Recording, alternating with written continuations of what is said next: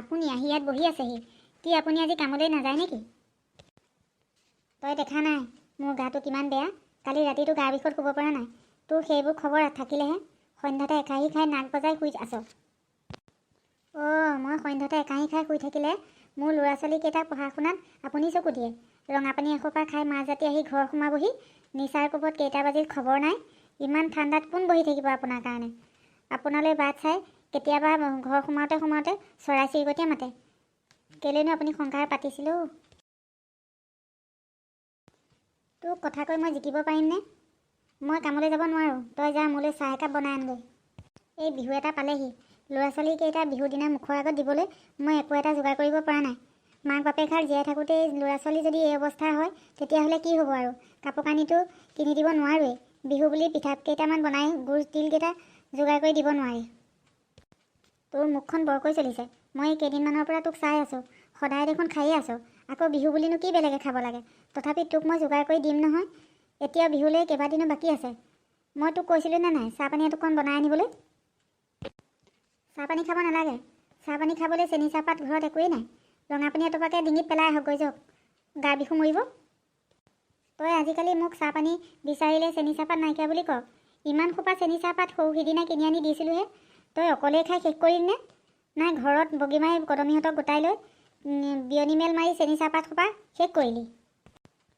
এই মানুহটো যে কথা কৈছে চোৱা। বগীমাই কদমী আপোনাৰ ঘৰত চাহপানী জুতি ল'বলৈ ঘৰত একো অভাৱ নাই। কদমী ল'ৰা ছোৱালীয়ে কদমীক আজিকালি লোকৰ ঘৰত চাহপানী খাবলৈ যাবলৈ নিদিয়ে। সিহঁতি আপোনাৰ ঘৰতকৈ ভালকৈ খাইছে। তোৰ ফুটনিখন। তোৰ আজিকালি সিহঁতৰ কথা ক'লে বৰ জ্বলন উঠে। তাৰ কথাটো ক'লে লাজ পায়।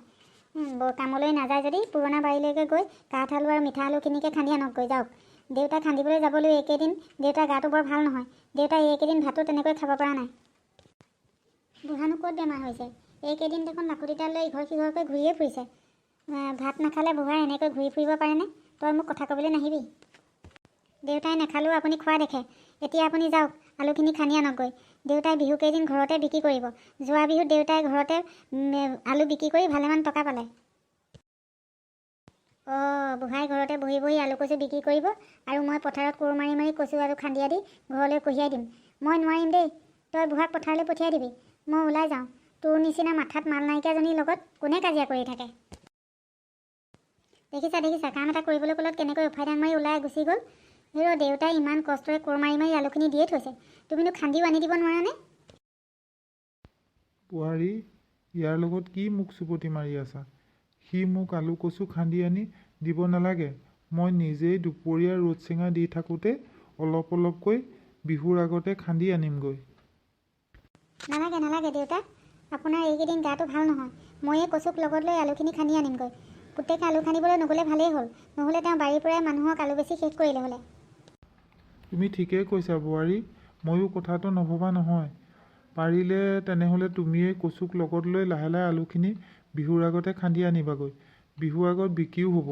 বিহুলৈ দুপইচা পামো। অন্ততঃ ল'ৰা ছোৱালীকেইটাক বিহু বুলি কিবা এপদ আনি দিব পাৰিম। হ'ব দেউতা।